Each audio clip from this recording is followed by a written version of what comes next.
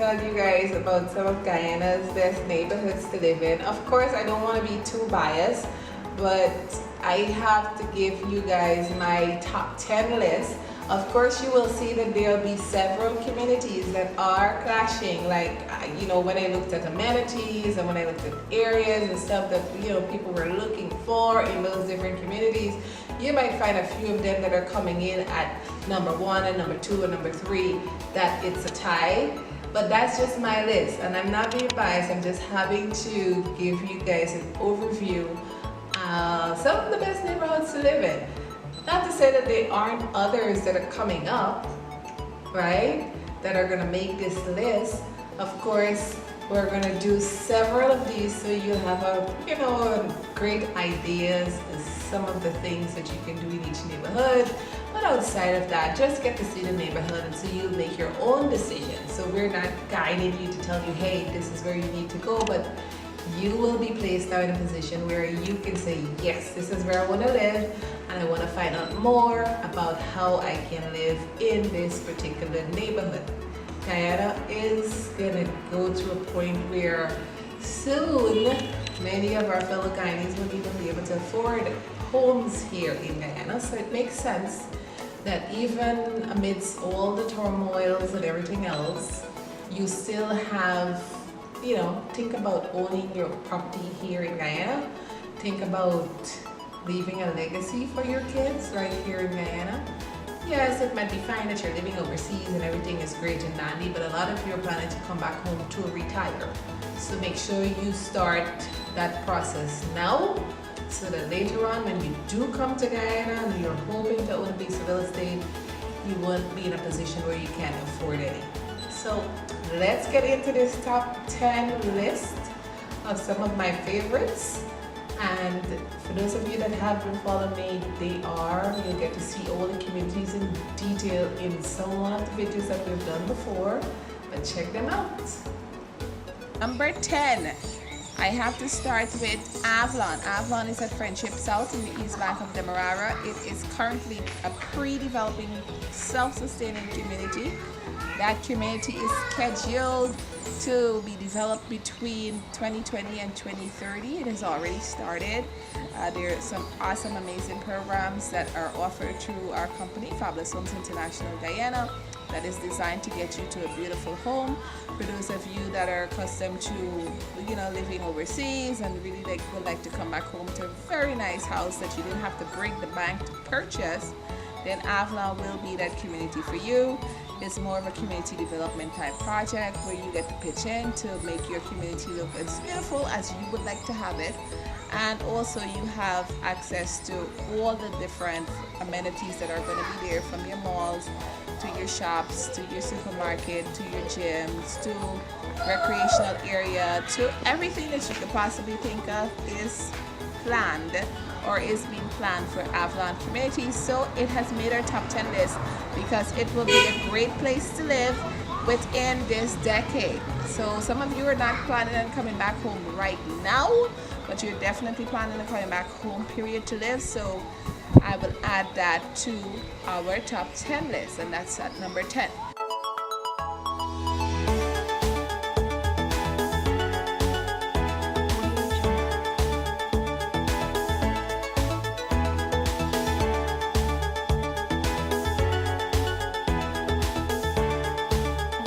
Number 9 on the list. My number 9, I'm going to take you to a community on the East Bank again, and that you're going to go to Diamond Grove. All right? Diamond Grove has developed over the last 10, 15 years now, and yes, it started off similar to Avalon. However, now the cost of land in Avalon is pretty much one of those that if you bought it back then when it was just $1 million, or for some people got it for $300,000 or $500,000 per house lot, now it's nothing close to that. However, it's still a beautiful place to live. You have access to all your amenities in Diamond or in the Diamond Grove areas, from your hospitals, schools, private schools, daycare. Literally everything is in Diamond or Diamond Grove. People just lump it and say Diamond, but it's actually Diamond Grove. So that comes in at my number 9 on my list of great places that you can live if you're planning to come back home.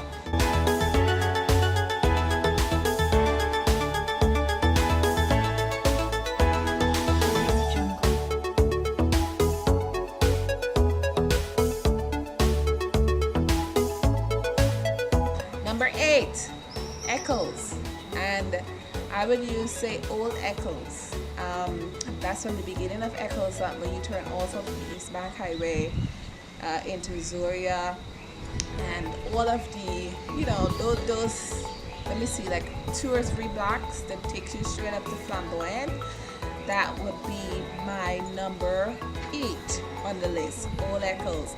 And for those of you that have been following me for a while, you could always go back to that video and check it out. But here's some clips from Old Eccles. And there's also Eccles new scheme that has burst out, but that didn't make my list right now. On my list is Old Eccles.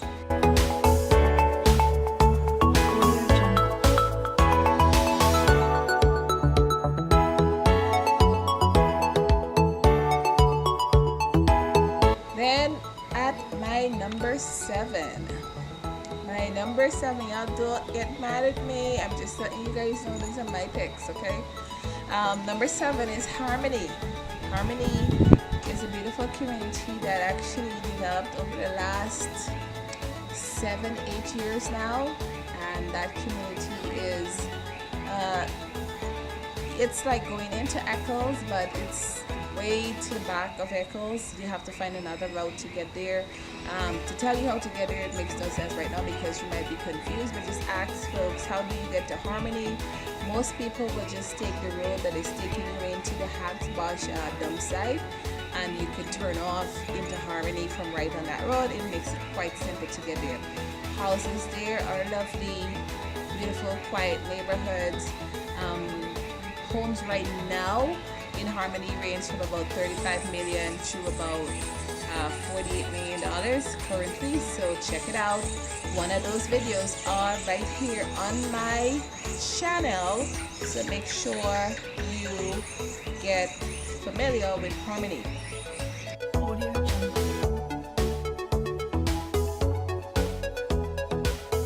Number 6 on my list is Windsor Estate. And like I said, these are not a way to promote anybody's community. They're just communities that made the list. And it's a gated community. Homes in there range from currently from about 27 million all the way up to as high as you could possibly think. Yes.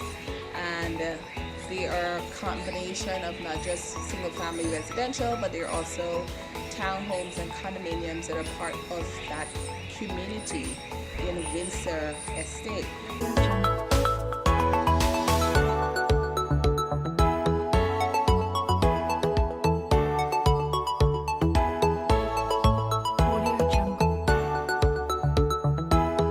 Number 5 on my list, well, we do have a few ties. You can remember there were many, so I have to make sure that they fit on my list. We have Lamaha Springs, Houston Gardens, and Houston Estate, right? So those 3 make up my number 5, meaning Lamaha Springs, you don't have to worry about security over in that community. Everybody owns a gun. Most of those are soldiers, all right? It's the soldier scheme. Land are pretty huge. There's a few properties that might be for sale in there. You can find homes there from the most recent listing was $42 million. But if you can purchase your land and build you a beautiful house, then definitely go right ahead. We have the Houston Gardens. Those homes are also multi-million-dollar properties in both of Houston Gardens and Houston Estates. So plan on spending about upwards of $500,000 plus. There are not many homes in any of those 2 communities. The land price, however, you will spend in the vicinity from the most recent that I've checked in Houston Gardens started from about $25 to about $55,000 per house lot, but you were getting about a half an acre or so, right? Then you have number 4 on the list is Lamaha Garden, Prashad Nagar, and Bel Air Gardens. Of course, for those of you that have Guyana, you already know that these communities always, from the beginning of time, were always lovely, lovely communities to live in. They still are. And of course, those individuals, many business owners, do live in those communities, and it's pretty sought after for expats or people that are from overseas that are looking for a nice community to live in, but still wanted to be in Georgetown. Those communities are lovely. Price-wise, if you're looking for homes in that community, please bear in mind that you're going to be spending in Lamaha Garden, if you're looking for brand new or brand new refurbished as new, think about spending about $300,000 and up to purchase properties in those areas. Then at my number 3, we have Meadowbrook Garden, Ogle, University Garden, and Republic Garden.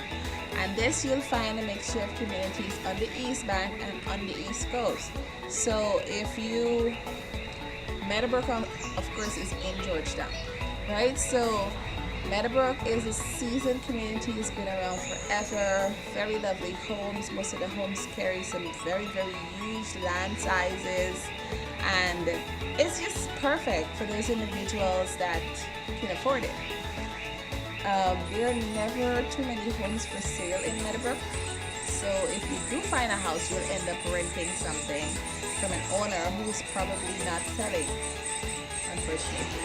Alright, but for the other 2, you have Ogle, you have University Garden, and Republic Garden. Ogle and University Garden is on the East Coast. The homes in both areas are also lovely, depending on what part of Ogle you're in, since most of the oil companies are developing their infrastructure on the East Coast. Ogle is now fetching the price. So if you found you a nice property in Ogle, you probably will spend just for land. You'll probably spend about $20 million and up for just a house lot that is 5,000 acres. 5,000 square feet or better. University Garden, the same thing. Even though there aren't many properties for sale in there, you might find a great rental for about $5,000 US a month, or about $4,000 US per month for rent in University Garden. Then at my number 2, we have Oleander Garden, Republic Park, and Souvenir Garden. So Oleander Garden, of course, is on the East Coast. Republic Park is on the East Bank. Souvenir Garden is on the East Coast. Now, with Oleander Garden, that's a hot spot right now for all the expats. There are tons of new apartments and condominiums that are in Oleander Garden. The homes also, you can find a decent price house in there for about, based on the recent listings, I'm just giving you that information, you will find something in there for just about $425 or up, because there was one plot of land that was close to one of our clients' homes that was for sale, and I was just curious, so I went and asked how much is the seller selling the land for, and it was just about, it's 75 by 150, and they were asking $38 million for just the land. Alright, so when you put that with the house, you know you're going to spend upwards of $500,000 US or better in Oleander Garden. So it might make sense to just rent something until you find a land that is, you know, somewhat comparable, and then you just build something as opposed to buy. Alright, for Republic Park, of course, that's another beautiful, very seasoned neighborhood. Very, very sought after by expats, and not really everyone, but normally, yes, but, you know, there are not a lot of places for sale in Republic Park. If you do find a property or two, you could think about spending about $250,000 US or higher based on the location of that property. And most of the times, if you spent about $250,000 to $300,000, you might be purchasing a fixer-upper that you will have to go and, refurbish to bring it to market. All right, and for Souvenir Garden, that's a beautiful, very small community behind Grand Coastal on the East Coast. So for those of you that are thinking East Coast, there are a few rentals in that community right now. I don't think anything is for sale at the moment. Things changes every day. But Souvenir Garden is another great community that you can actually rent a property for about $4,000 or $5,000 US, or some cases you have $7,000 or $8,000 US, or find a resale in that community which might run you somewhere in the vicinity of $325,000 US or better. We're still on number 2. I left out Continental Park. Continental Park falls in that same category also, and homes in that in that community. We did a video very recently about Continental Park. You have an opportunity to either purchase a land if you can find one, or purchase a resale. Same thing, you will be in the vicinity of $500,000 or better. If you were to find a land, you might be able to find a nice plot of land for about $20 million or better. Alright? And that falls in the same category as Oleander Garden, Republic Park, Souvenir, and Souvenir Park. Alright? You have Souvenir Park and Garden, and they both fall in that number 2 spot. And the big number 1. The big number 1 are, here's a tie here, Guyana Park and Corrida Park. Yes, Corrida Park and Guyana Park fall in the category of my number 1. Well, Guyana Park primarily was designed for executives from Guyana to live in that particular community. Over the years, however, there are some private business owners that have had the opportunity to purchase homes in Guyana Park. It's fully gated, access to all your amenities are just about 5 to 10 minutes away, and all the homes are lovely. So if you ever were thinking about purchasing something there, of course, there's a board that you will have to actually contact before you even get to that point where you could actually buy a property there. And think upwards of just $1 million US for just the land, right? I don't know if that plot of land is still available, but just think $1 million for just land. So if you're going to think about a house, think about spending upwards of $2 or $3 million or better if you had an opportunity to purchase land there.